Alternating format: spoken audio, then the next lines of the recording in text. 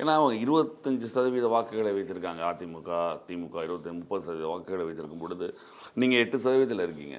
அப்படிங்கும் பொழுது அவர்களோட போட்டி போடுறதுக்கான வாய்ப்புகள் உங்களுக்கு கிடைக்குமா? நீங்கள் போட்டி களத்தில் நிற்கலாம். இருந்தாலும் அந்த 2 பெரிய கட்சிகளை மீறி என்ன செய்ய முடியும் இங்கே தமிழ்நாட்டில்? இல்லை, 3 விழுக்காடு வாக்கு வைத்திருந்த ஜனத விமுக்தி பெரமுனா என்ற வெறும் 3 விழுக்காடு வாக்கு வைத்திருந்த ஜனத விமுக்தி பெரமுனா என்கின்ற கட்சி தான் இன்னைக்கு இலங்கையில் அதிபராக இருக்குது.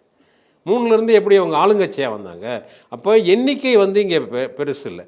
இப்போ நாங்கள் நாங்கள் இப்போ உழைக்கிற உழைப்பு, ஏற்கனவே உழைத்த உழைப்பு, இதையெல்லாம் மக்கள் சிந்தித்து பார்க்கின்ற போது ஒரு தலைகீழ் மாற்றம் வருவதற்கான வாய்ப்புகள் இருக்குது. எது ஒன்றும் நிரந்தரமானது இல்லை, எது ஒன்றும் மாறக்கூடியது. நீங்கள் நேற்று வரைக்கும் மேற்கு வங்கத்தினுடைய அதிபராக இருந்த அந்த இவங்க பெனாசிர் இவருடைய மகள் இன்றைக்கி எங்கே இருக்காங்கன்னே தெரியல, ஓடி ஒளிகிறாங்க. அந்த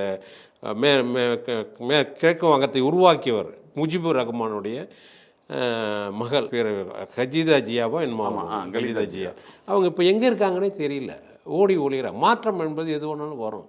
இன்றைக்கி நேற்று வரைக்கும் கோலவச்சி ராஜபக்சே குடும்பம் இன்றைக்கி எங்கே ஓடி ஒளிஞ்சிக்கிட்டு இருக்குன்னு தெரியல. மாற்றங்கள் வரும். அது மாதிரி இவங்க நாங்கள் 8% வச்சுருக்கோம், 12% வச்சுருக்கோம். ஏன் 8% வச்சுருக்கீங்க, 24% வச்சுருக்கீங்க, 30% வச்சுருக்கீங்க, 36% வச்சுருக்கீங்க, ஏன் கூட்டணி நிற்கிறீங்க?